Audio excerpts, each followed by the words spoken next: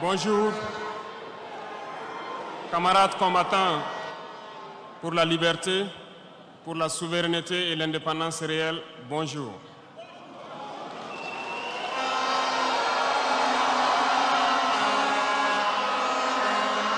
Rendons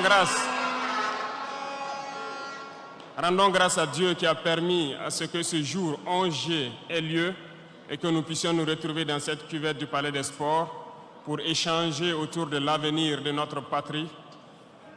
À l'issue donc de votre décision le 25 mai dernier de nous confier la destinée de notre patrie pour 5 ans encore. Soyez-en remerciés.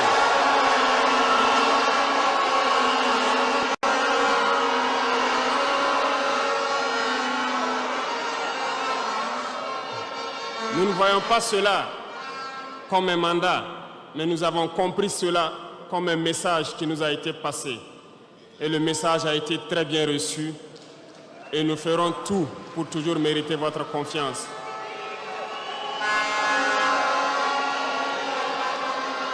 Permettez-moi également de rendre un vibrant hommage à toutes ces forces de défense, ces forces de sécurité intérieure, nos vaillants volontaires pour la défense de la patrie et toutes ces populations qui vivent dans ces zones à fort défi sécuritaire et qui tiennent debout. Nous leur rendons hommage et nous leur disons merci pour tous les sacrifices consentis pour notre patrie. Je vous demande que nous puissions donc observer 1 minute de silence pour honorer la mémoire de tous ceux qui ont perdu la vie dans ce combat.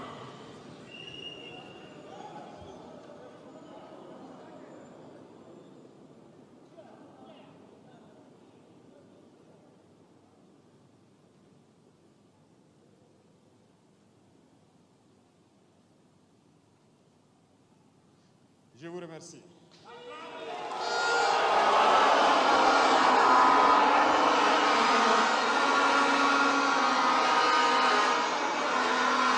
Que les âmes des défunts reposent en paix et que les blessés puissent retrouver bonne guérison.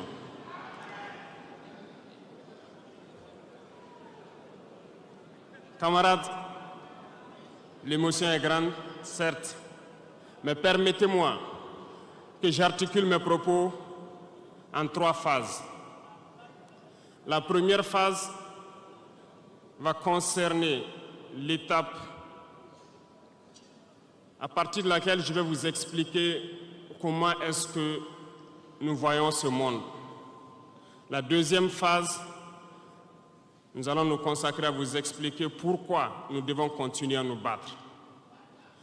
Et après, l'étape la plus importante, ça sera de vous décliner de façon sommaire la vision pour l'avenir, si je peux m'exprimer ainsi.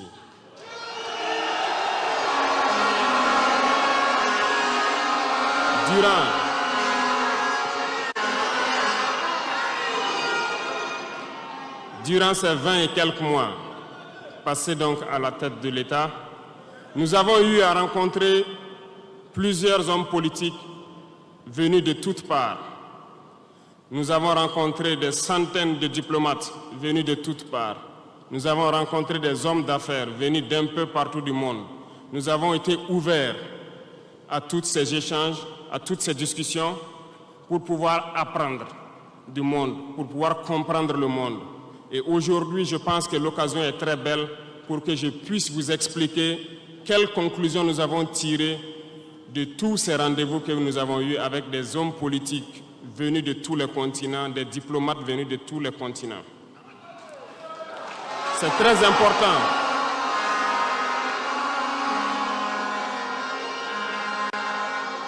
C'est très important la conclusion que nous avons tirée et ça doit vous permettre de comprendre le monde. Parce que souvent, dans nos contrées, nous n'avons pas cette perspective de pouvoir avoir accès à certaines personnes qui vont vous enseigner beaucoup de choses à travers leur comportement, à travers leurs propos et aussi en vous disant comment ils nous voient. Camarades, Dieu a créé le monde avec tout ce qu'il y a comme bonheur, comme malheur, comme bien, comme mal, les humains, les génies, les animaux et tout ce qui va avec. Mais nous, humains, avons décidé de faire du monde autre chose. Chez les impérialistes, ils ont une vision du monde que je m'en vais vous expliquer. Le monde se résume en un triangle pour eux. Vous verrez le triangle dans la plupart de leurs insignes. Peut-être que vous ne comprenez pas, mais le monde se résume en un triangle. Pour eux, au sommet du triangle, se trouve l'empire du bien. Et l'empire du bien, c'est eux. C'est la prospérité, c'est tout ce qui est positif. C'est eux qui ont droit à tout ce qui est bonheur sur ce monde.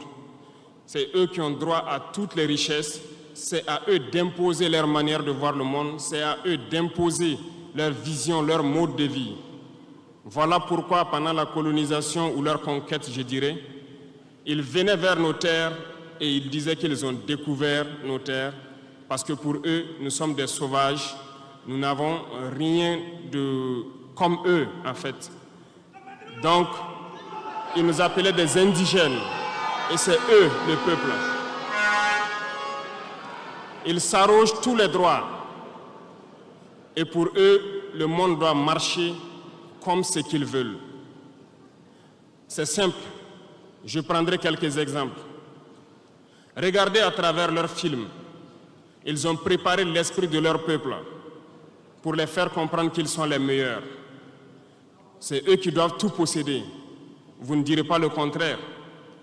Dans tous leurs films qu'ils propagent, vous trouverez toujours les méchants. Ce sont soit les Russes, soit les Sud-Américains, soit les Noirs qui jouent les mauvais rôles de trafiquants de drogue, de proxénètes, de trafic d'humains, jusqu'à un passé récent, bien sûr.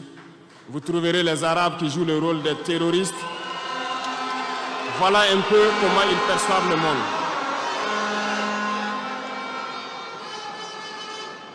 Quand je prends sur le volet économique, qui parmi nous n'a pas traité les produits chinois des produits Shintok, comme on aimait l'appeler, de mauvais produits? Mais aujourd'hui, j'ai pu vous dire qu'on a tout tort, parce que la Chine est à un niveau de technologie assez avancé, et c'est en Chine que la plupart de ces pays viennent s'approvisionner, mettent leur marque dessus et nous revendent comme étant leur propriété. Regardez autour de vous. Nos entrepreneurs qui sont dans le BTP ne diront pas le contraire. Tous leurs engins aujourd'hui sont chinois. Ceux qui font le transport ne diront pas le contraire. Ils nous ont menti parce que nous avons fait le tour du monde un peu dans ces 20 mois pour chercher des entreprises, pour chercher des usines. Et nous avons compris que tout revenait là-bas. Mais par leur communication, ils nous ont amenés à détester tous les produits chinois, à vouloir nous faire comprendre que ce qui est bon venait de chez eux, pas forcément d'ailleurs. C'est simple. Remonter le temps. Pour mieux comprendre ce que je dirais, il faut remonter un peu le temps. Et j'espère que certains iront lire qui sont les tsars, les conquêtes mongoles, les empires perses, turcs et ottomans. Lisez leur histoire, vous comprendrez pourquoi le monde est ainsi fait. À la base du triangle, il y a deux empires. D'un côté, l'empire du mal, selon eux, et l'empire des esclaves de l'autre côté. Voilà comment ils voient le monde. Qui est-ce qu'ils appellent l'empire du mal? Ceux dont je viens de citer tout de suite l'origine, et je vous ai dit de remonter le temps, allez-y lire, vous comprendrez pourquoi ils sont l'empire du mal à leurs yeux. Ils combattent l'empire du mal. Pour eux, l'empire du mal doit disparaître. Pour eux, l'empire du mal incarne le diable. Ils communiquent et ils le font comprendre à leur peuple ainsi. Voilà pourquoi après la Seconde Guerre mondiale, dans les années 80, je prendrai le cas de la Russie où tous les stratagèmes ont été mis en œuvre pour l'effondrer avec le président Gorbatchev. Aux États-Unis, c'est le président Ronald Reagan qui était à la manœuvre. 3 stratagèmes principaux ont retenu notre attention.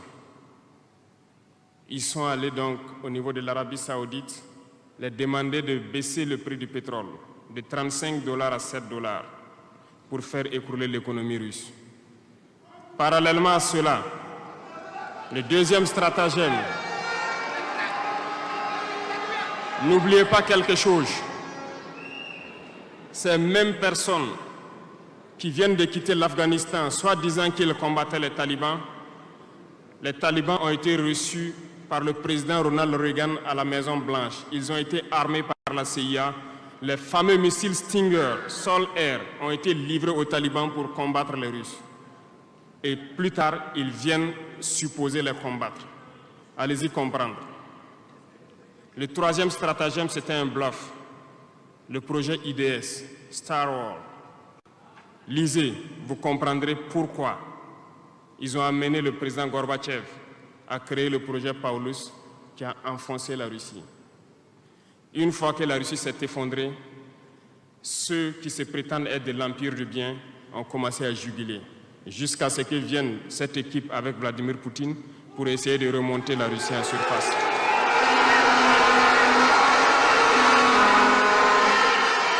L'empire du mal.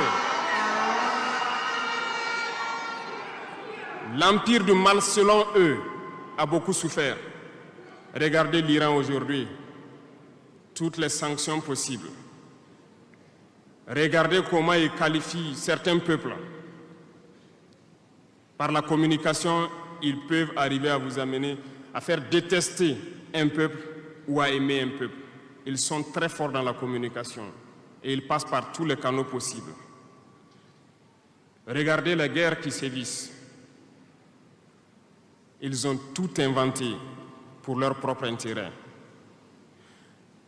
Et enfin, l'empire des esclaves, selon eux, c'est l'Afrique et certains peuples d'Amérique du Sud. Dans leur tête, comme je le disais dernièrement, l'Afrique les appartient, nos terres les appartiennent, les richesses de l'Afrique sont pour eux. Et ils ne peuvent pas concevoir que des Africains puissent s'émanciper, sortir la tête de l'eau et vouloir donc les tenir tête. Et pour cela, ils se sont mis un cliché en tête. L'Africain est facile à manipuler, il n'est qu'émotion. Ils trouveront toujours un Africain pour lutter contre son frère. Et ça a toujours été comme ça. Par la communication, ils vous ont amené à détester votre propre couleur de peau. Dans nos cultures, et dans beaucoup de cultures, au Burkina Faso ici, le deuil était symbolisé par la couleur bleue. Lorsqu'une femme perd son mari, elle portait donc des tenues de couleur bleue pour faire son deuil pendant un temps donné. Ce sont eux qui sont venus vous dire que le noir symbolise le deuil, le diable, la médiocrité, tout ce qui est mauvais. Et malheureusement, nous avons tellement avalé ça que lorsque nous sommes en deuil, nous nous mettons également en noir. Il faut que nous nous réveillons. Il faut que nous nous réveillons parce que voilà le cliché qu'ils ont en tête. Eux, ils sont l'empire du bien, d'autres sont l'empire du mal et nous sommes l'empire des esclaves. Voilà comment les impérialistes voient le monde. Il faut que vous compreniez cela. Et là, je m'en vais faire un coup de gueule à l'endroit donc de certains intellectuels qui continuent de vouloir prêcher pour les impérialistes. Est-ce qu'ils ignorent cette partie de l'histoire? Je n'invente rien. Ça a été déclassifié, vous trouverez tout ce que j'ai dit dans les bibliothèques ou partout sur les moteurs de recherche. Ces intellectuels n'ont-ils pas lu cela? Ne connaissent-ils pas l'histoire de ce monde? C'est peut-être par malhonnêteté ou quelques billets de dollars qui les amènent à toujours prêcher pour les impérialistes. Il faut que nos intellectuels arrivent à tout moment à prêcher pour conscientiser nos peuples, nos masses populaires, pour qu'ils comprennent d'où ils viennent et comment ils sont vus des impérialistes.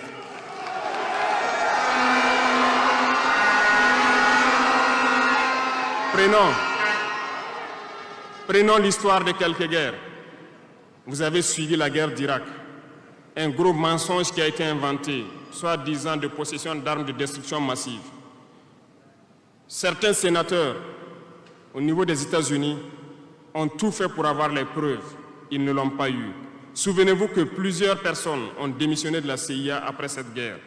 Des preuves ont été inventées de toutes parts. Des services secrets occidentaux les ont aidés à fabriquer des preuves.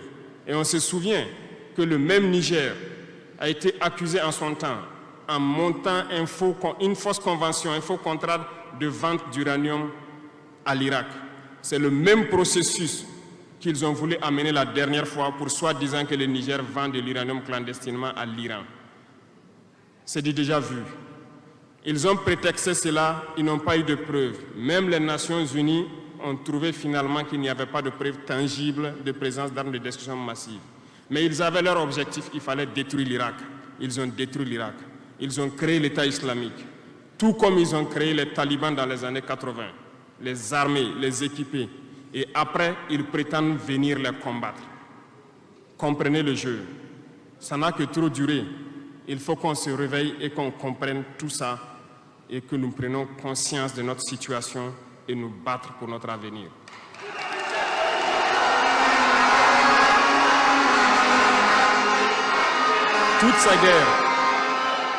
Toutes ces guerres ont été inventées, passant par l'Irak, la Syrie, la Libye, dans le but de déstabiliser le monde à leur profit, parce que nul ne doit pouvoir les égaler. C'est ce que nous vivons aujourd'hui dans le Sahel aussi à travers le terrorisme qu'ils nous ont imposé, parce qu'ils trouveront toujours des Noirs qui vont s'exciter et qui vont prendre les armes contre leurs frères noirs. C'est ce que nous vivons. Et ils n'ont jamais quitté ce modèle.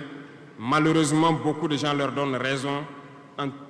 À cause de quelques billets de dollars, ils se vendent très moins cher à l'ennemi, à l'impérialiste, et ils se mettent à combattre leurs frères.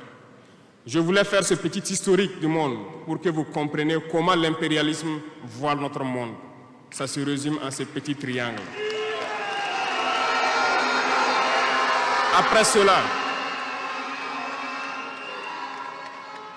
dans cette deuxième phase, je dois vous expliquer pourquoi nous devons nous battre. Une petite histoire, en 2015, à Tombouctou, lorsque nous avons rencontré, j'étais chargé de la sécurité donc, de la plateforme aéroportière. Dans les patrouilles, nous avons rencontré des individus qui rôdaient autour. Un de ces individus était manchot. Je lui ai fait comprendre que c'était dangereux de rôder autour de la base parce qu'ils peuvent se faire tuer. Il m'a dit qu'il voulait se faire tuer, il voulait mourir. Et j'ai cherché à comprendre leur histoire. Certains étaient fous, d'autres étaient normaux, mais ils cherchaient à mourir à cause du terrorisme. Ils nous ont expliqué que lorsque les terroristes sont rentrés à Tombouctou, le manchot qui m'expliquait ça, un soir, les terroristes se sont pointés à son domicile. On voulait violer sa femme devant lui. Il s'est opposé.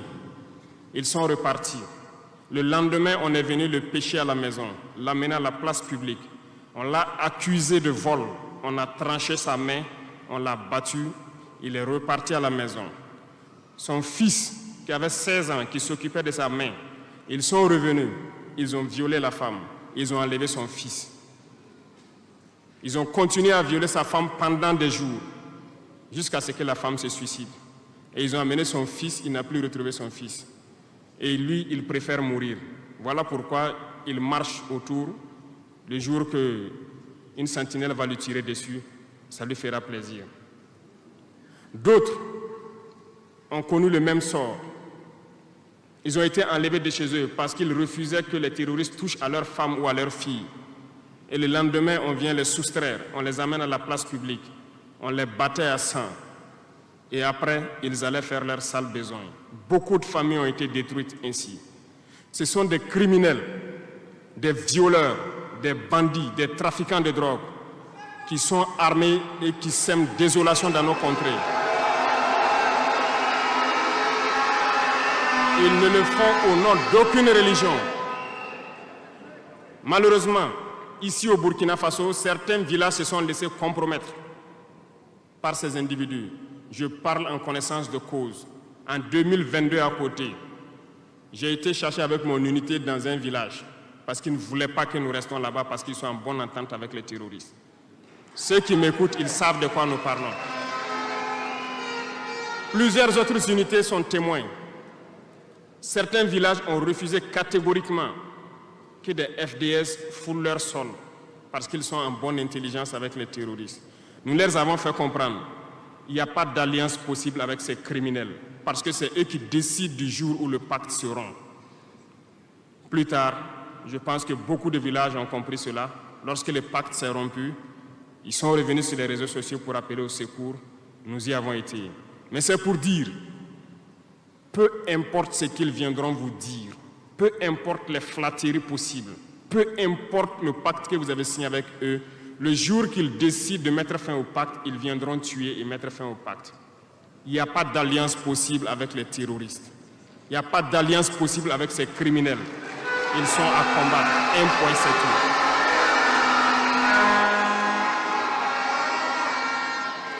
Aujourd'hui, nous constatons un phénomène, malheureusement, dans nos villes ici. Certaines personnes se plaisent à passer de cour en cour, à faire comprendre aux épouses de certains FDS et certains VDP, aux familles de certaines personnes tombées pour la patrie, que eux, ils avaient une solution pacifique avec les terroristes. C'est nous qui avons voulu faire la guerre et voilà pourquoi tout ça se passe. Comment est-ce que des êtres humains, voyant tout ce qui se passe, comprenant le monde, peuvent avoir de tels propos? Ne vous détrompez pas. Soit nous les combattons ou ils nous combattent. C'est tout.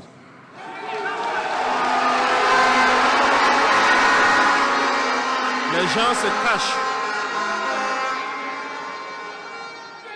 Ces gens se cachent soi-disant derrière un semblant de dialogue ou de négociation. Encore, ils vont vous ramener à traîner dans la boue. C'est ça l'objectif de l'impérialisme, que le fléau dure, que ça dure dans le temps, que vos États ne soient pas structurés et qu'on continue de profiter de vos richesses. Plus ça dure, plus ça les arrange. Et malheureusement, ces individus qui passent de cour en cour font le jeu des impérialistes. S'ils m'entendent, qu'ils arrêtent maintenant, parce qu'ils iront combattre eux-mêmes.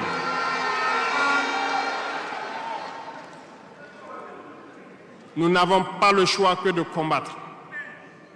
Et nous avons opté pour le combat, et c'est par là que nous serons libres, que nous serons réellement indépendants. Pour ce faire, nous avons pris le soin de diagnostiquer le problème profond du Burkina Faso. J'avoue que le problème est réel et profond.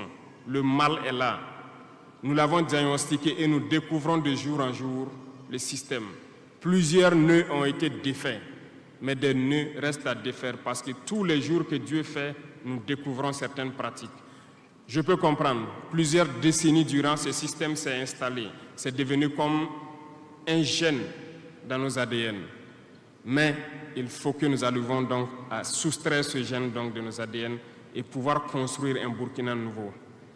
Voilà pourquoi dans la troisième phase de mon propos, je m'en vais donc donner des lignes directrices dans certains domaines clés.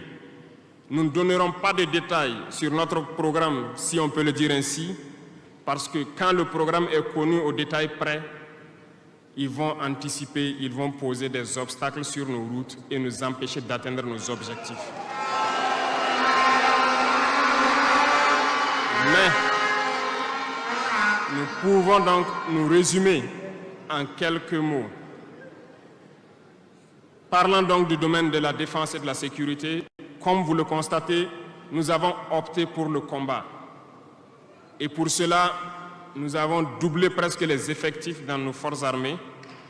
Nous continuons de recruter et je pense que dernièrement, des recrutements ont été lancés côté officiers et sous-officiers et bientôt, dans quelques jours, le recrutement pour au moins 10 000 soldats devrait être lancé. Nous continuerons à renforcer les effectifs pour faire face Parce que où que vous soyez, malgré le recrutement qui a été fait, il y a toujours le besoin de militaires. Partout au Burkina Faso, certains villages continuent de vouloir la présence militaire.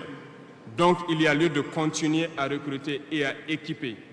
Et je peux vous assurer que nous sommes sur cette lancée. Depuis janvier 2023, nous avons pu lancer un programme d'équipement. C'est vrai, le monde est fou, il y a la guerre partout. Aucune nation ne prend son équipement et vend, on fabrique pour vous. Ce qui a fait que ces équipements ont traîné près de 18 mois, mais les premiers ont commencé à venir, comme vous avez pu le constater la dernière fois, et les équipements vont continuer à venir, parce que nous voulons que le niveau de notre armée atteigne un niveau jamais égalé dans la sous-région.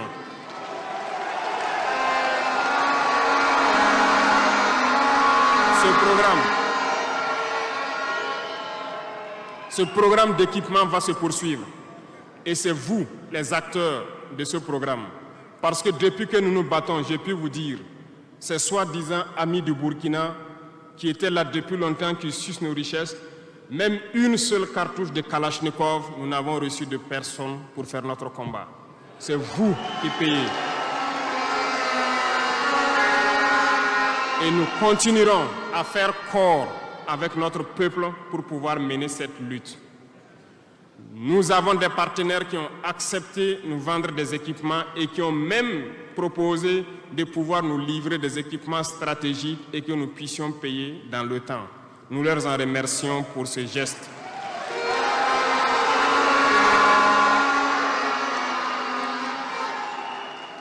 Et nous disons encore merci au peuple qui a compris le sens du combat, qu'il faut que nous nous battons. Si nous ne nous battons pas, ils viendront nous chercher chez nous, comme dans un poulailler ou dans une bergerie. Chaque matin, ils choisiront qui ils veulent pour aller exécuter sur la place du public, pour faire peur aux autres, aller trancher des mains ou des pieds sur la place publique pour faire peur aux autres. C'est comme ça leur tactique. Nous allons nous battre. Et nous nous donnerons les moyens pour y arriver. S'il arrive demain que nous sommes coincés dans une certaine lancée, nous viendrons encore vers le peuple et demander encore plus de sacrifices pour pouvoir atteindre l'objectif. Parce que malgré vos cotisations, je vous le disais tantôt, certaines puissances ont refusé de nous vendre les équipements, ont bloqué les équipements que nous avons achetés dans certains pays parce qu'ils ont la licence de certains composants. Et ces puissances exploitent des minerais au Burkina Faso. Je le dis ici, haut et fort et solennellement. Ça va s'arrêter. Nous allons retirer des permis d'exploitation. Nous n'allons pas permettre cela.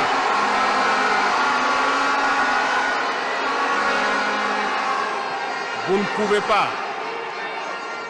exploiter nos ressources et refuser de nous vendre des équipements, faire bloquer nos équipements. Nous n'allons pas accepter. Qu'ils s'attendent, nous allons récupérer nos permis d'exploitation et nous allons l'exploiter nous-mêmes.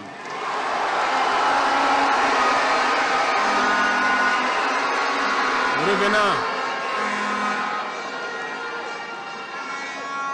Pour conclure sur le volet donc de la défense, nous n'allons pas trop nous étaler là-dessus, mais sachez que tout ce qui est déjà arrivé, les hommes sont en formation là-dessus, d'autres équipements viendront.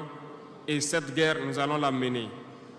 Beaucoup de stratégies ont été déjà écrites et nous les adaptons au fur et à mesure du comportement de l'ennemi. Et nous allons vaincre très prochainement ce terrorisme ici au Burkina et même dans l'AES.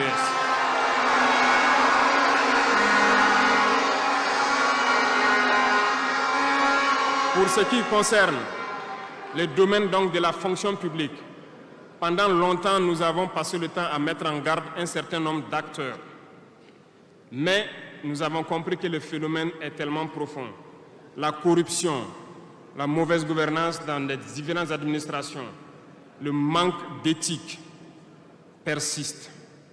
Certains organes ont été donc mis en place dans le cadre de la lutte contre la corruption et dernièrement, certains arrêtés ont été pris pour ce qui concerne les primes de dénonciation. Le dernier acte à poser sera fait avant donc, la fin de ce mois. C'est un organe qui devra siéger dans tous les ministères pour s'auto-saisir de certains dysfonctionnements des actes de corruption et pouvoir agir. Et ces organes seront prêts. Parce que nous avons beaucoup de gros travailleurs aussi dans l'administration, mais qui sont mis à l'ombre, qui sont souvent mis à l'écart. Parce que pendant longtemps, ce sont les plus corrompus, les plus malhonnêtes qui ont été mis à la lumière, c'est eux qui bénéficient de tous les avantages. Et je dis donc aux travailleurs de faire attention à ces individus qui sont en train de perdre leurs privilèges, parce qu'ils vont continuer de vous manipuler, de vous intoxiquer et de vous envoyer dans de mauvais pâturages. Faites très attention à ces individus qui sont en train de perdre leurs privilèges, parce que nous n'allons pas permettre à ce que une soi-disant élite donc, qui avait été programmée s'arroge tous les droits donc, dans nos différentes administrations. Le dernier organe sera mis en place avant la fin de ce mois et le travail réel va commencer.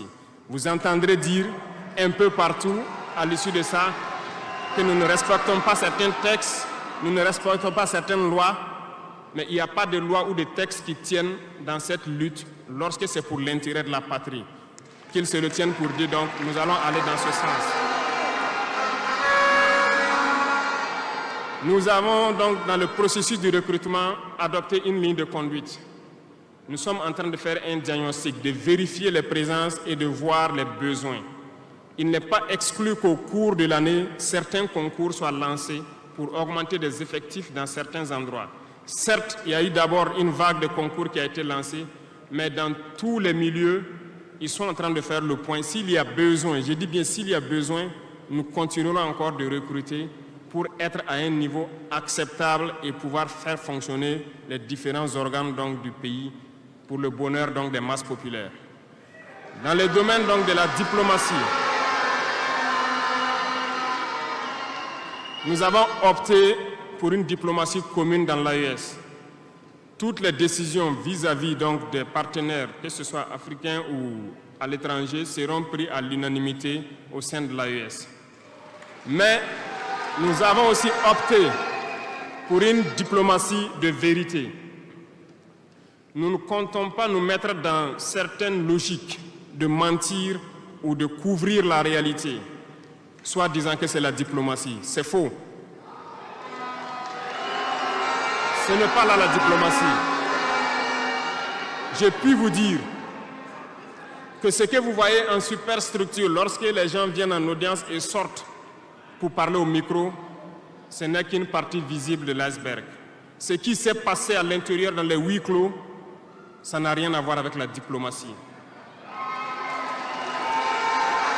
Et nous sommes donc inscrits dans cette logique de dire clairement les choses au peuple. Certains vont nous critiquer, d'autres même iront à dire que non, un chef d'État ne doit pas parler comme ça, un chef d'État ne doit pas faire ça. Mais nous leur disons que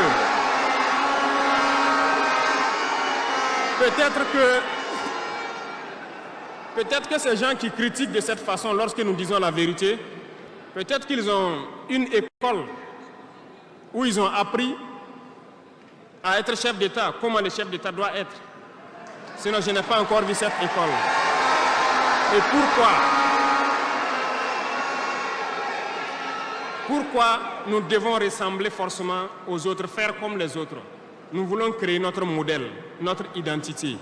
Et je pense que le Burkinabé, par définition, c'est l'homme intègre. Nous voulons la vérité. Et lorsqu'il y a la vérité qui sort, même si nous avons fauté, il faut que nous ayons le courage de venir vous dire sur tel côté nous avons fauté, nous demandons pardon. Si vous nous pardonnez, vous nous pardonnez. Et nous ne voulons plus nous inscrire dans cette diplomatie mensongère. Nous avons, dans une interview, parlé du régime ivoirien. Certains Burkinabés sont montés sur leurs chevaux et critiqués. Je le dis, j'insiste et je persiste. Nous n'avons rien contre le peuple ivoirien, mais nous avons quelque chose avec ceux qui dirigent la Côte d'Ivoire.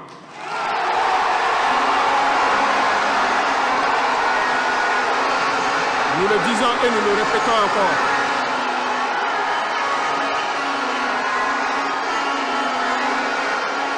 Laissez-moi vous dire quelque chose. Permettez-moi de vous dire quelque chose. Il y a bel et bien à Abidjan un centre des opérations pour déstabiliser notre pays. Personne ne peut le nier et nous vous ferons les preuves dans les jours suivants. Nous vous montrerons des preuves physiques. Vous allez comprendre de quoi nous parlons. Personne ne viendra nous dire qu'au Bénin, il n'y a pas de base française dirigée contre nous. Nous avons les preuves sous la main. 2 bases importantes.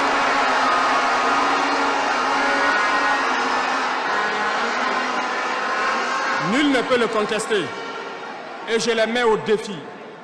Et nous n'avons rien contre le peuple béninois. Là, nous avons un problème avec la politique des dirigeants béninois. Et nous le disons haut et fort encore. Dans cette diplomatie, nous avons décidé de dire la vérité. Il y a bel et bien 2 bases. Une vers Kandi et l'autre en allant vers Porga ou je ne sais pas quelle localité. Des pistes ont été réaménagées à plus de 3000 mètres de long. Des avions atterrissent. Les gens équipent et forment les terroristes là-bas. Nous avons des enregistrements audio d'agents français au Bénin là-bas qui se jouent les centres des opérations des terroristes. Ils montent les opérations avec eux. Ils les aident à se soigner. Ils font tout ce qu'il y a là-bas. Nous avons tous les détails sur eux. Et vous ne voulez pas qu'on le dise à notre peuple? On va le dire. Si vous ne le voulez pas, s'ils ne le veulent pas, qu'ils arrêtent de se comporter ainsi. C'est simple. Nous n'avons forcé personne à prendre son indépendance. Si vous décidez de rester dans votre situation, mais ne prenez pas vos pays pour en faire des bases arrêts parce que ce sont vos populations qui vont en souffrir après. Et ce n'est pas une bonne politique.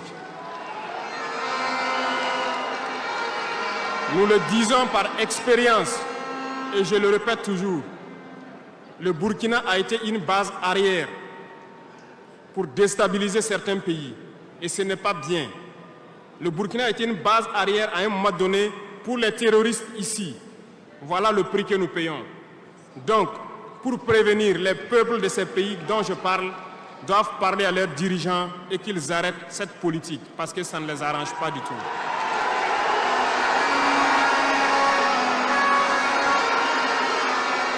Pour venir,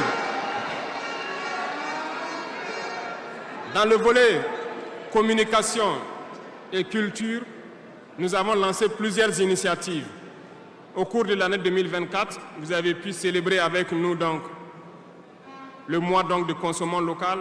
Nous avons eu les journées traditionnelles, le mois du patrimoine. Beaucoup d'activités ont été menées. Nous allons continuer à ramener donc, en surface, donc notre culture, parce que c'est de là que nous retrouvons notre identité. Nous allons continuer des actions dans ce sens, à mettre en valeur notre culture, à mettre en valeur donc nos coutumes et à mettre en valeur le vivre burkinabé. Et nous souhaitons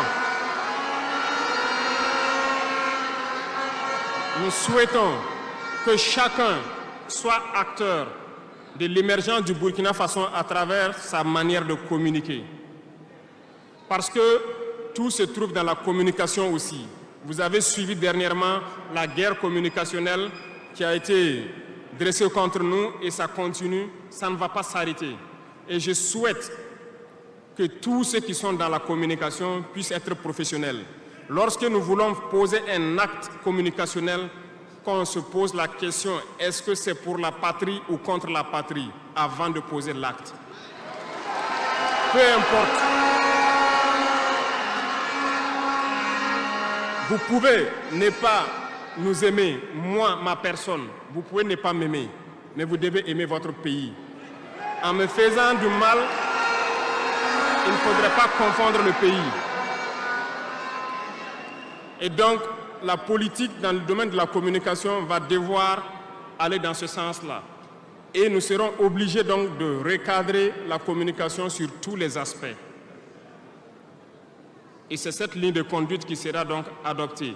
Nous n'allons pas permettre à ce que des Burkinabés communiquent contre le Burkina Faso. Nous allons toujours nous inscrire dans l'éveil des consciences.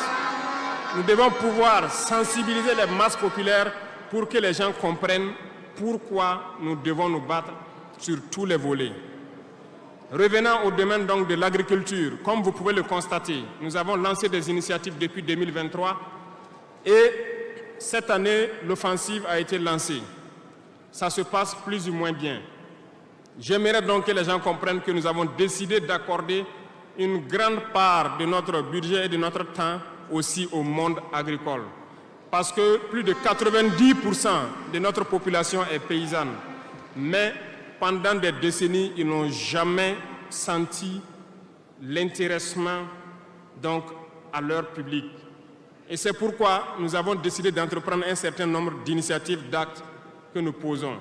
Nous aimerions pouvoir labourer tous les champs de tous les paysans du Burkina Faso, les donner les semences qu'il faut et les permettre de pouvoir avoir les intrants nécessaires à coût subventionné pour pouvoir nous aider dans la lutte contre l'insécurité alimentaire. Parce que l'autosuffisance alimentaire est un droit. C'est dans ce même sens que nous avons créé dernièrement l'ONBAR, l'Office national d'aménagement des barrages hydro-agricoles. Nous allons l'équiper parce que tous êtes témoins dans vos différentes régions que nous avons beaucoup retenu d'eau, beaucoup de barrages, mais qui sont ensablés, qui sont bouchés. Et nous avons la possibilité de faire d'autres barrages. Nous sommes en train de payer de l'équipement pour cet office pour qu'il puisse se déployer sur le territoire et avec la contribution des populations, pouvoir construire beaucoup de barrages et désensabler beaucoup de barrages. Nous allons poursuivre ce combat. Nous allons poursuivre ce combat jusqu'à l'atteinte de l'autosuffisance alimentaire et que nos populations puissent manger à leur faim. Dans le domaine des infrastructures, nous avons un manque crucial de routes. Et en faisant l'analyse, nous avons trouvé pour certaines routes des études très vieilles. Et pour d'autres, il n'y a pas d'études. Nous ne pouvons pas construire une route sans avoir des études. Les études sont préalables. Voilà pourquoi dans ce secteur, nous avons ordonné au ministère de faire beaucoup d'études sur beaucoup de tronçons, ce qui nous permettra donc à l'avenir de pouvoir lancer des travaux et bien faire ces travaux pour que ce soit durable sur beaucoup de tronçons. Pour cela, nous avons remarqué que les frais pour bitumer 1 km de tronçon, nous sommes autour de 500 millions de francs. Donc pour 100 km avec les ouvrages d'assainissement, nous n'avons pas moins de 60 milliards pour faire 100 km de route bitumée. C'est très cher et très coûteux. La technique a été de créer donc des brigades d'intervention, donc des infrastructures. Nous sommes en train donc de vouloir équiper plusieurs brigades avec de l'équipement pour faire le minimum et permettre donc aux entreprises aussi du BTP de vivre et de faire une partie. Nous allons partager donc la poire en deux pour pouvoir baisser les dépenses et pouvoir faire le maximum de routes possibles dans un laps de temps.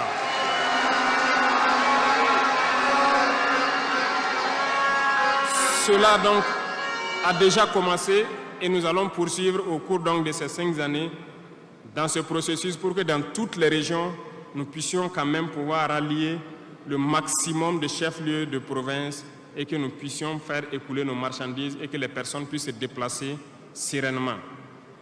Dans le domaine donc de l'urbanisme, nous sommes dans un processus de pouvoir redessiner nos villes.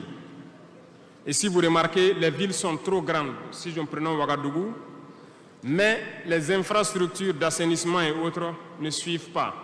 Ça fait que nous pataugeons dans la boue et nous n'avons pas assez d'assainissement. Ça nous crée beaucoup de maladies qui peuvent donc amener des épidémies.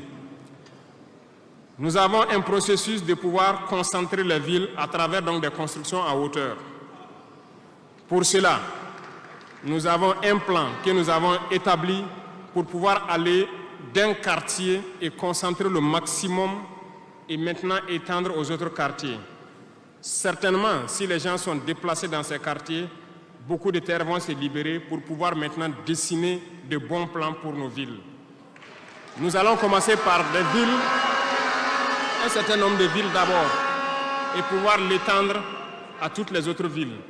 L'urbanisme doit pouvoir donc nous amener à jouer sur le volet de la santé. Parce que si l'urbanisation est bien faite, il y a un bon nombre de maladies telles que la dengue, le choléra et certaines maladies liées aux eaux sales qui stagnent dans nos rues. Nous allons donc avoir un bon résultat dans le domaine sanitaire. Ce qui m'amène donc dans le volet de la santé. Nous avons décidé depuis un temps de rehausser le plateau technique d'un certain nombre de CHR, d'équiper certains centres donc de scanners et d'appareils qui puissent permettre aux citoyens d'avoir des examens adéquats et à moindre coût. Nous allons continuer dans ce processus. Voilà pourquoi nous avons lancé l'initiative présidentielle pour la santé au Conseil des ministres passé. Il s'agira de créer ce que nous avons appelé des centres de santé communaux. Et dans ces centres de santé, nous avons intégré un minimum de services qui doivent être servis aux populations. Il s'agira de l'imagerie, c'est-à-dire tout ce qui est échographie et radiographie, des banques de sang et aussi des laboratoires, pour que les populations des différentes provinces et communes, certaines communes, n'aient pas à se déplacer ou avoir besoin d'ambulance pour une transfusion sanguine, amener des malades vers certains centres, qui peuvent d'ailleurs ne pas arriver à cause de l'état de la mauvaise route. Donc, cette initiative est déjà lancée et nous allons faire en sorte que nous puissions commencer avant la fin de l'année la construction des premiers centres et leur équipement. Nous allons le poursuivre au fur et à mesure jusqu'à la limite donc de nos moyens pour pouvoir donner une santé, un système de santé fort à toutes nos populations. Nous ne voulons pas voir quelqu'un quitter sa localité pour venir vers un CHR pour une radio ou pour une transfusion sanguine. Donc, c'est bien possible. C'est bien possible parce que je reviens encore à nos impérialistes qui nous ont pillés pendant longtemps. Regardez, leurs simples hôpitaux pour leurs animaux sont plus équipés que nos centres de santé. Ce n'est pas concevable. Nous pouvons atteindre ce niveau et nous avons décidé de nous battre pour atteindre ce niveau. Le ministère a été instruit aussi de former le personnel nécessaire pour équiper ces centres-là au fur et à mesure que nous les mettons en place, parce que ça nécessite des professionnels engagés. Et pour être plus pointu, nous avons remarqué que nous avons des médecins assez posés, prenant l'exemple de ceux qui opèrent le cœur. Nous sommes en train donc de les accompagner pour pouvoir avoir un institut vraiment assez équipé et les permettre de faire certaines chirurgies du cœur sur place parce qu'ils en ont la capacité. C'est l'équipement qui les manque. On attend leur point de situation pour pouvoir les aider et les soutenir. Beaucoup d'autres spécialités ont fait leurs preuves et nous ferons tout pour les accompagner donc dans ce sens. Dans l'initiative, il est prévu aussi des centres de réanimation dans certains CHR qui n'en disposent pas. Parce qu'il nous a été dit qu'après plusieurs opérations, des patients souvent décèdent du fait de manque de centres de réanimation. Donc c'est un tout complet que nous sommes en train de mettre en œuvre pour pouvoir renforcer les systèmes de santé. Et nous sommes convaincus que si les Burkinabés mangent à leur faim et que l'urbanisation est bien faite, nous avons déjà gagné en termes de santé sur beaucoup de plans. Et il faut l'accompagner maintenant avec l'équipement.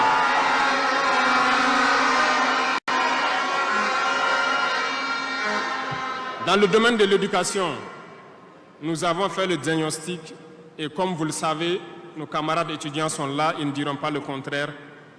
Comment quitter ces chevauchements d'années, comment refaire le système? Eh bien, nous avons abouti à une conclusion. Nous avons lancé l'initiative aussi pour l'éducation de qualité. Ça va intégrer tous les volets, de la maternelle jusqu'à l'université. Les premiers bâtiments devront donc pousser aussi avant la fin de l'année. Nous avons opté pour des constructions en hauteur pour rassembler le maximum d'élèves sur des superficies données pour permettre un contrôle approfondi et judicieux de l'enseignement, parce que l'enseignement, c'est aussi de l'éducation.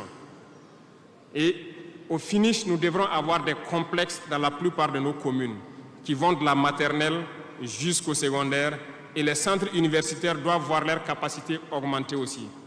Quand nous prenons aujourd'hui nos salles de classe à 3 classes qui sont construites un peu partout, la saison des pluies a commencé, les intempéries encore sont venues nous montrer que ce n'est pas la bonne option. Voilà pourquoi nous ne voulons plus faire ces centres isolés avec des petites maisons de 3 salles et nous allons passer à des constructions à hauteur pour avoir le maximum d'élèves dans un espace donné et l'encadrement conséquent pour une éducation de qualité. Beaucoup d'autres choses seront initiées dès le primaire. Nous allons revenir à certains fondamentaux de discipline et d'instaurer donc un certain nombre de valeurs à inculquer aux plus jeunes depuis le primaire pour qu'ils soient de bons citoyens de demain.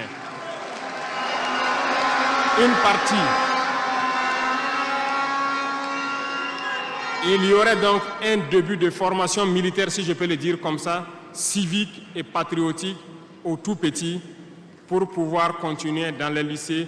Et le programme national donc au niveau du SND est en train de muter.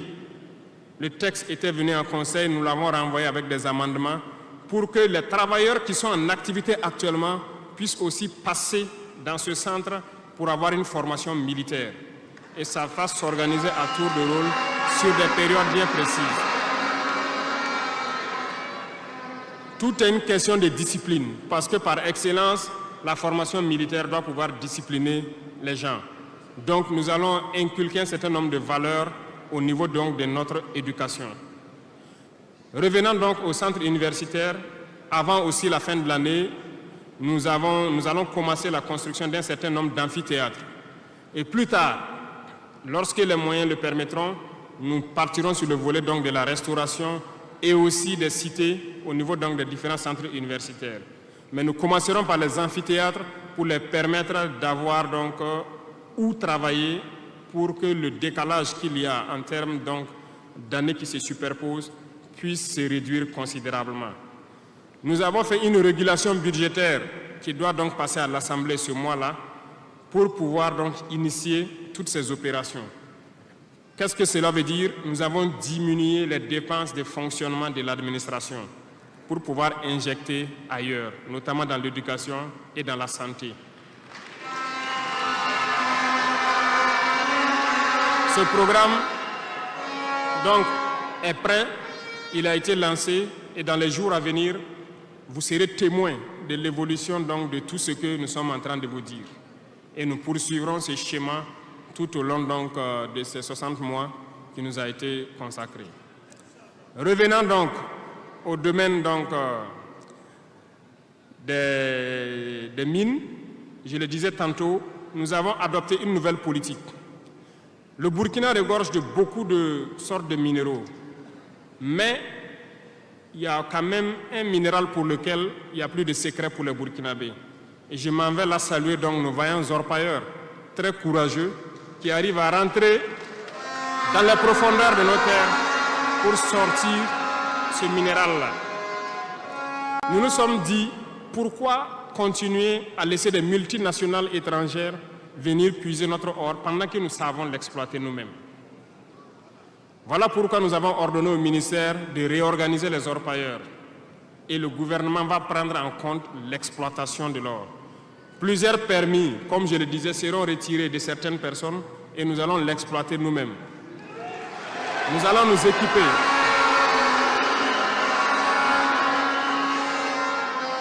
Nous allons nous équiper en machines pour le faire, mais même si nous n'arrivons pas à nous équiper de manière conséquente, nos orpailleurs ont fait leur preuve de courage et d'abnégation.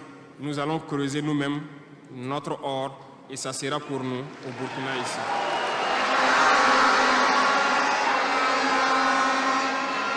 Pour les autres substances, là où nous ne pouvons pas, et bien sûr, nos partenaires sincères qui acceptent de nous accompagner dans cette lutte, c'est à eux seuls que nous pourrons concéder certains permis.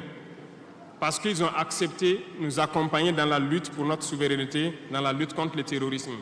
Et nous avons édicté un nouveau code donc, minier qui est actuellement à l'Assemblée et j'espère qu'il sera voté donc, dans la semaine prochaine pour imposer un nouveau modèle aux différentes entreprises qui vont venir pour exploiter l'or ici, pour que le maximum de profit soit pour l'État.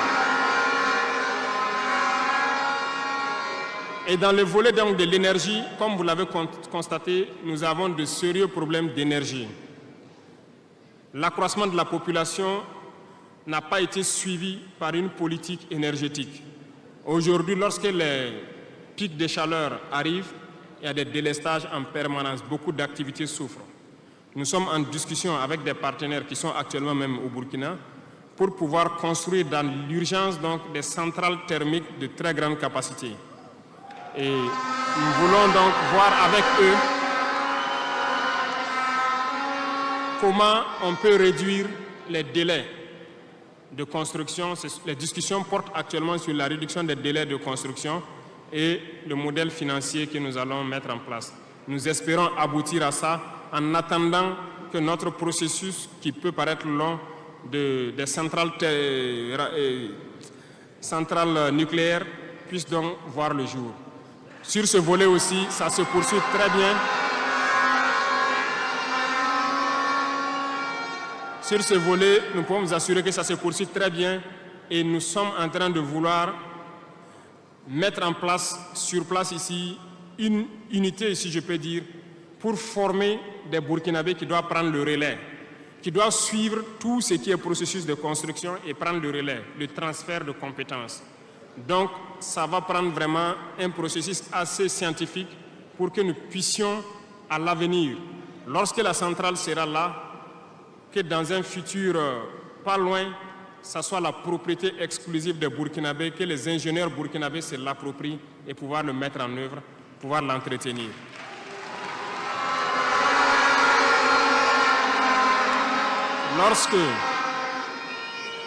Lorsque les conclusions donc, des discussions qui sont en cours avec les partenaires pour la centrale thermique verront le jour, nous allons vous mettre ça à disposition. Et si nous avons besoin de vous, nous allons vous le dire pour pouvoir mettre en œuvre rapidement ce plan aussi. Parlant donc du domaine de l'économie, qui tient beaucoup à cœur, nous sommes en train de mettre en place un processus. Le paiement donc de la dette intérieure a commencé un peu avec les plus petites dettes. Les factures de moins de 100 millions ont été payées et nous poursuivons au fur et à mesure parce que ça doit permettre de soulager le secteur privé et de pouvoir donc relancer l'économie. Actuellement, nous allons nous tourner rapidement vers les sociétés d'État. Leur assemblée générale vient de finir, comme vous l'avez constaté. Elles fonctionnent très bien et elles ont fait de très bons résultats. Nous allons partir donc des sociétés d'État, soustraire un peu sur leur DAT pour soulager l'économie et faire tourner, soulager la dette intérieure et faire tourner l'économie.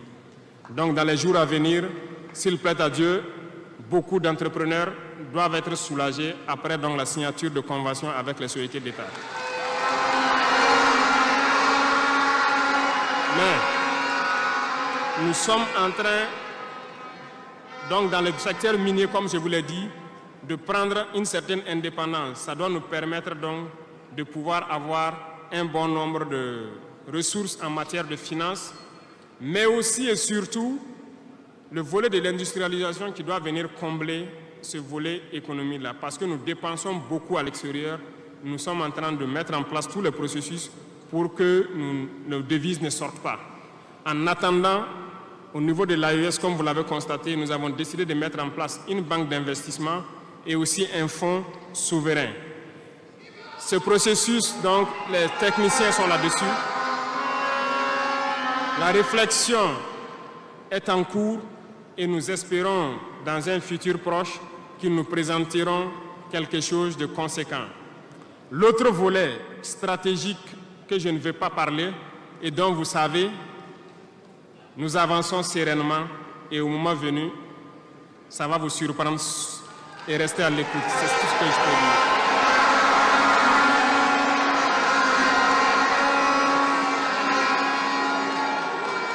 Dans le volet commerce et industrialisation, Nous avons aussi posé les diagnostics, comme je vous le disais.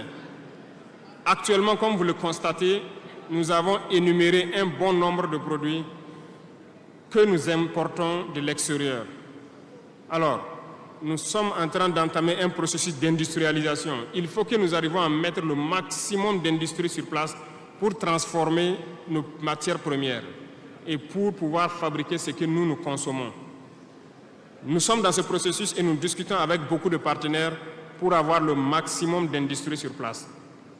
Cela va faire en sorte que nos devises ne sortent pas et que l'économie tourne bien et que aussi nous puissions avoir de l'emploi pour les jeunes. C'est dans ce cadre que nous avons pris certains décrets pour faciliter la création des petites entreprises. Nous avons élagué tout ce qui est taxes durant donc un bon nombre d'années pour que les petites entreprises puissent se créer et vivre. Malheureusement, les petites entreprises se retrouvent confrontées aux besoins de financement. Il faut le dire, au niveau des banques, ça s'avère beaucoup compliqué pour qu'on puisse avoir des financements lorsque vous créez votre entreprise. Nous avons rencontré le monde des banquiers et comme je le disais, nous avons échangé, mais je ne suis pas du tout satisfait parce que le retour qui devait être fait pour que nous les accompagnions pour financer les petites entreprises n'est pas satisfaisant. Voilà pourquoi nous sommes en train de réorganiser nos fonds qui étaient disponibles au niveau de l'État. Nous les avons rassemblés en un certain nombre de fonds, tant au niveau de l'agriculture, tant au niveau donc du ministère de l'Emploi, pour pouvoir prochainement ravitailler ces fonds-là et pouvoir permettre aux jeunes qui créent les entreprises d'avoir des crédits et de pouvoir se lancer. Donc, et je profite interpeller donc le monde donc encore des banquiers de revenir avec des propositions parce que nous avons des solutions, mais peut-être pas de bonnes solutions pour eux. Mais il faut qu'ils reviennent un peu pour nous appuyer à pouvoir aider les jeunes à s'en sortir. Le cas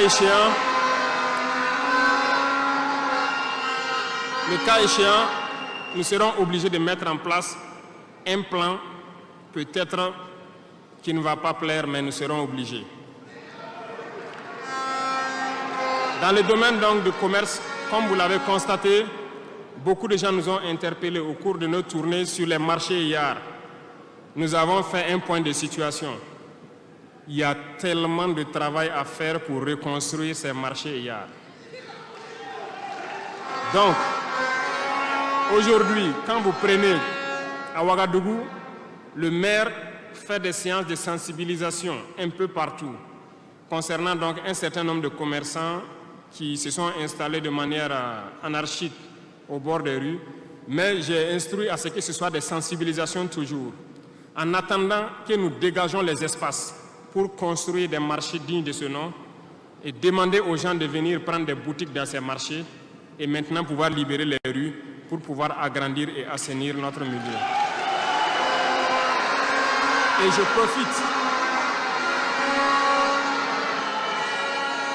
je profite donc vous demander, vous aussi, population des villes, de nous aider dans cette phase de sensibilisation en vous sensibilisant vous-même pour ne pas aller construire autour des poteaux de la Sonabel qui sont un danger pour vous-même, de ne pas aller construire sur les caniveaux d'évacuation d'eau. Et je compte sur vous pour qu'on puisse donc atteindre cet objectif-là.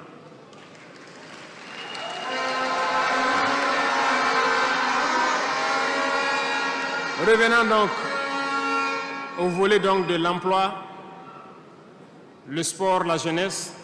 Nous sommes en train de faire une réforme. Il y aura un remaniement ministériel dans quelques jours où l'architecture des ministères va changer un peu.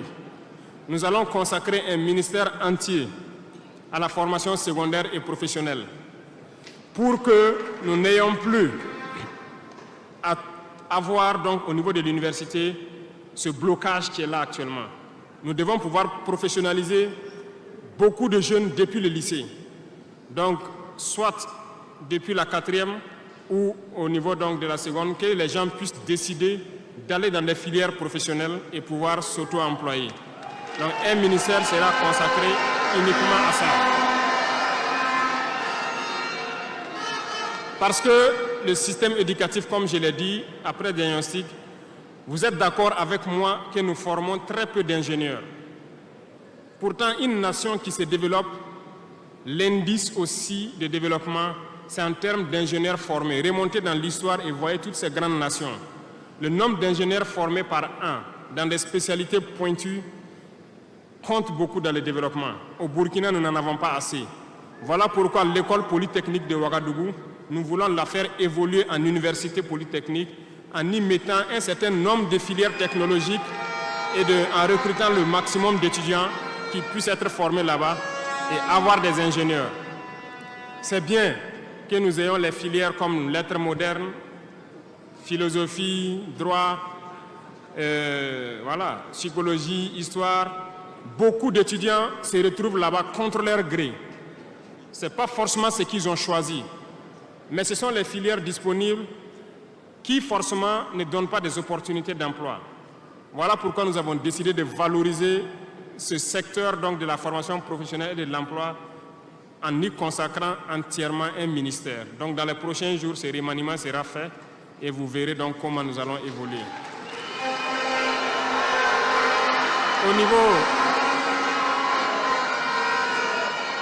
Au niveau du sport, la jeunesse et le sport, nous avons jugé nécessaire qu'il faut reprendre la main. Il faut reprendre la main pour recadrer. Parce que, première chose, le sport permet d'éviter un certain nombre de vices.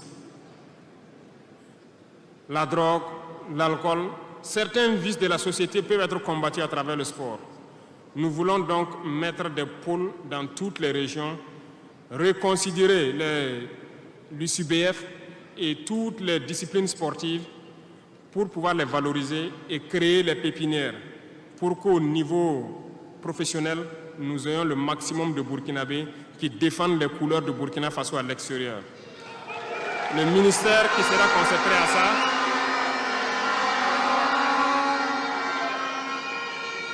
donc il y a beaucoup déjà de textes qui ont été écrits et nous allons mettre en œuvre cela dès les prochains jours après le remaniement pour créer nous-mêmes ces espaces-là. Cela va demander à ce que nous puissions pouvoir unir un certain nombre de forces pour y arriver.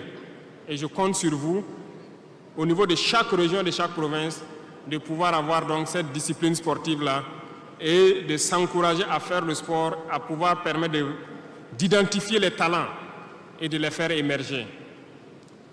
Donc, certains volets de la gouvernance, tels que la transition digitale, nous n'allons pas nous évertuer là-dessus parce que c'est un processus un peu nouveau. Nous sommes dans la dématérialisation pour pouvoir lutter contre la corruption et aussi faciliter beaucoup de choses aux usagers. Le processus a déjà été lancé et vous voyez tous les jours les applications qui sont créées qui nous permettent donc de pouvoir faire faciliter un bon nombre d'activités au niveau des usagers. Même au niveau de la justice, vous avez pu voir que les casiers judiciaires et les certificats de nationalité aujourd'hui peuvent s'obtenir facilement en ligne. Donc nous allons continuer dans ce processus également.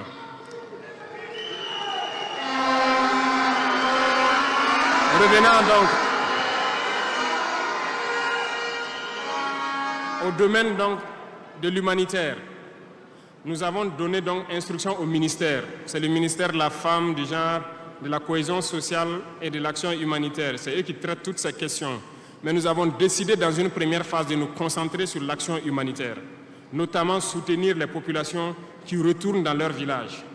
Aujourd'hui, imaginez des populations qui retournent dans leur village en début de saison ou pendant la saison pluvieuse. C'est très difficile pour eux de pouvoir se nourrir ce temps-là. Donc, certains volets peuvent sentir moins donc, la présence du ministère, notamment le genre et autres. C'est parce que nous avons donné instruction au ministère de se concentrer sur l'action humanitaire. Au fur et à mesure que les villages rejoignent, que les villages puissent avoir le minimum pour survivre.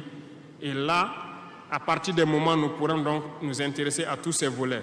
Parce que la cohésion sociale dont nous parlons ne peut advenir que lorsque les gens mangent à leur faim d'abord. Un pauvre et un riche ne peuvent pas s'asseoir sur la même table et parler. Si l'un a faim et l'autre... Voilà, c'est compliqué. C'est ce que je passe mon temps à dire à tous ceux qui viennent nous parler de cohésion sociale. Quelqu'un ne peut pas avoir faim et quelqu'un qui mange à sa faim, vous voulez les asseoir pour parler à la même table, ce n'est pas possible. Il faut que tout le monde ait à manger d'abord.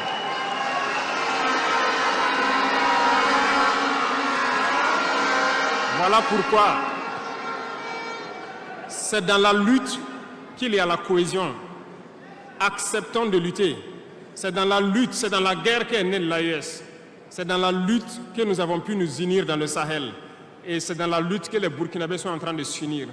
Allez-y voir tous ces villages qui se retournent. Je vous invite à faire le tour. Beaucoup sont venus de différentes provinces. Ils peuvent être dans leur village avec des désaccords. Ils ont été cherchés. Mais quand ils reviennent, ils sont plus soudés que jamais. La cohésion sociale se trouve dans la lutte également. Et pour finir, j'ai laissé le domaine de la justice en dernier pour terminer donc notre vision dans ce domaine.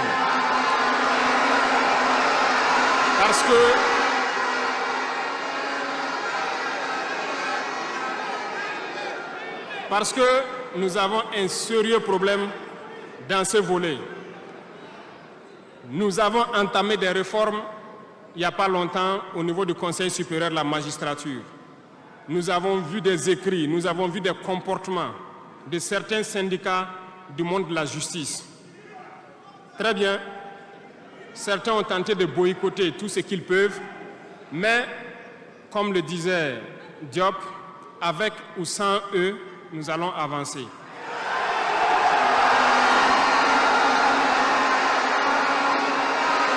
Nous avons plaidé.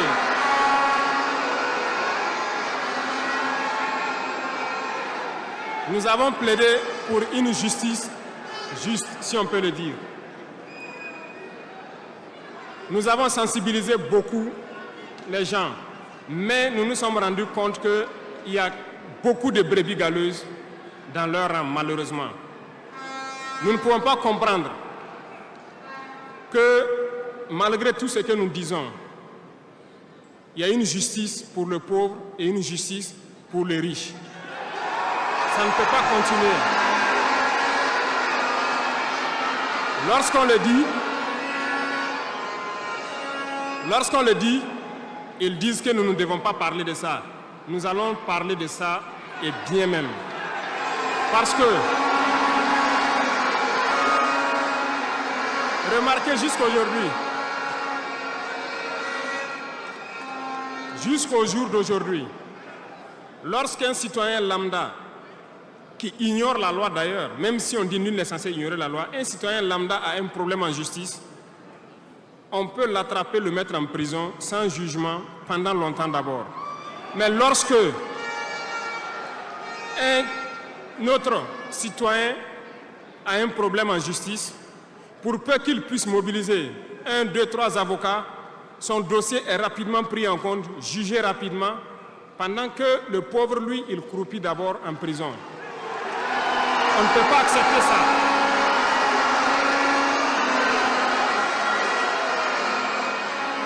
Il y a des choses, il y a des situations et il y a des choses sur lesquelles nous n'avons pas voulu nous prononcer par juste devoir de réserve parce que nous sommes à un certain niveau, on ne veut pas parler en premier. Mais nous allons rompre ce tabou-là. Ça ne peut pas continuer comme ça. Il faut que les gens changent de manière d'être. Beaucoup de gens sont toujours en prison sans jugement. Nous allons lancer une campagne bientôt pour juger ces gens-là qui sont en prison pendant des mois sans être jugés. Parce que nous ne pouvons pas payer des gens et vouloir encore qu'on paye lorsqu'il y a un jugement. Ces pratiques vont cesser, ça fait partie du fonctionnement. Et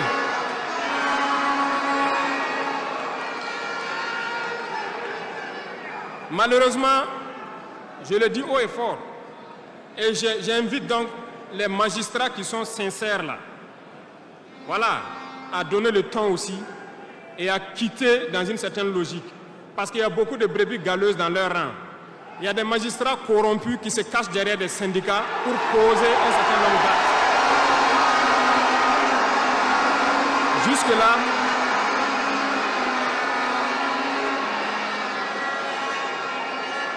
Jusque-là, nous sommes restés dans une certaine logique d'essayer de respecter certaines règles. Mais je veux qu'ils comprennent. Ce n'est pas parce qu'ils savent parler. Nous savons parler. Si quelqu'un continue dans cette logique, à chaque instant, nous serons devant le peuple pour les expliquer pourquoi nous avons violé telle décision de justice. Tant que ça ne va pas rencontrer l'assentiment du peuple. Parce que c'est le terme qui existe.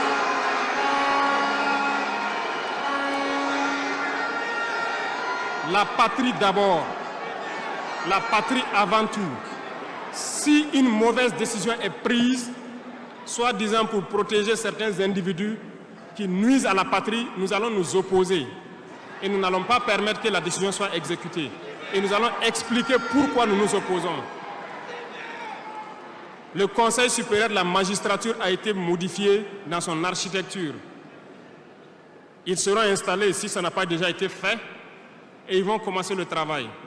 Tous ceux qui avaient les dossiers, des magistrats qui avaient été pris la main dans le sac, qui ont des dossiers, on va remettre tout à jour, ils seront jugés aussi, comme les autres.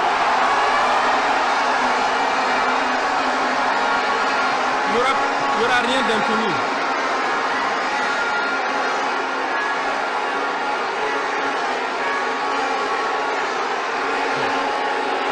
Ils sont au courant.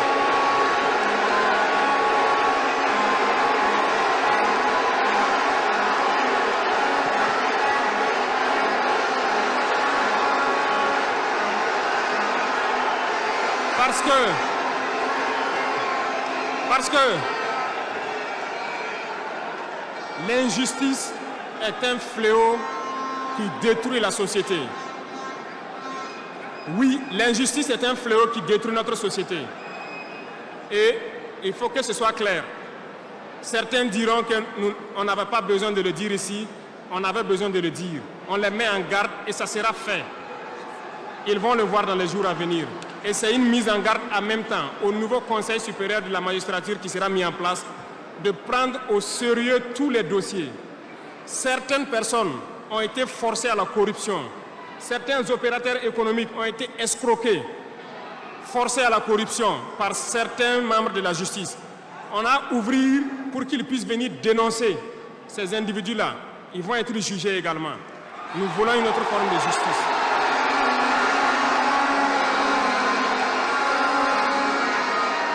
Nous ne le faisons pas pour nous-mêmes. Nous ne le faisons pas pour nous-mêmes, mais nous le faisons pour la masse.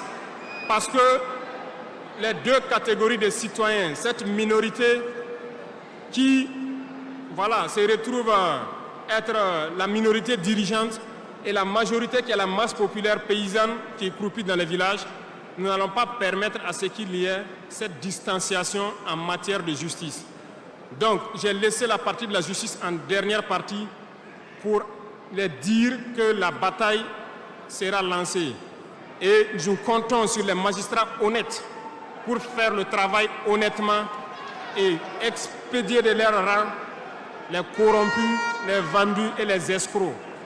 Nous n'allons pas continuer à les embourgeoiser, à les enrichir.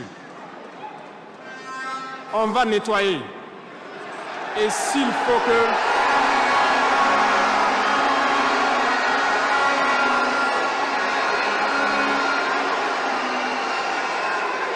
Et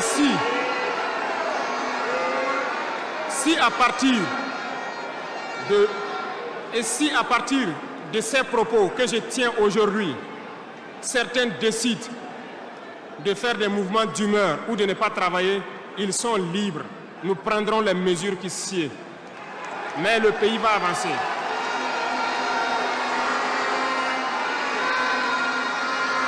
Tout Burkinabé a besoin de dignité. Tout Burkinabé a besoin de vivre en paix. Et la justice doit se donner en tenant compte de certaines valeurs. Nous avons vu des familles qui ont été détruites à cause de petites décisions de justice qui ont détruit cela. Je prends pour exemple, pour une simple bagarre au quartier. Une simple bagarre au quartier, on prend quelqu'un pour coups et blessures, on le met en prison, on ne se rend même pas compte que ce sont ces femmes et ces enfants qui vont périr dans la misère. On détruit des familles pour ça. Nous avons interpellé à relire le code pénal et c'est en relecture. Nous allons changer carrément le modèle de justice. Parce que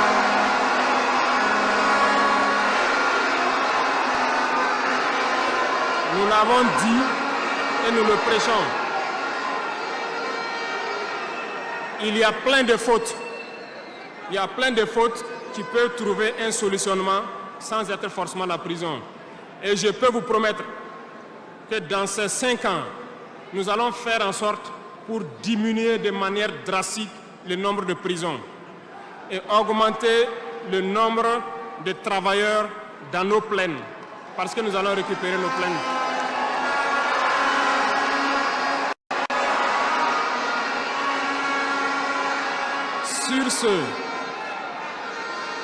Sur ce, nous n'allons pas donc nous détailler sur tous les aspects. Nous allons nous arrêter là parce que vous avez beaucoup de questions sûrement à poser sur ce que nous venons de dire et nous allons vous apporter les réponses claires, simples et limpides. Merci beaucoup et je vous laisse la parole.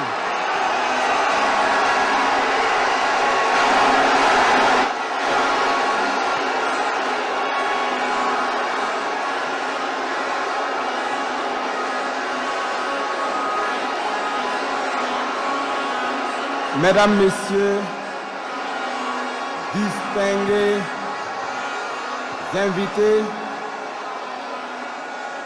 vous venez donc de suivre l'adresse de son Excellence le Capitaine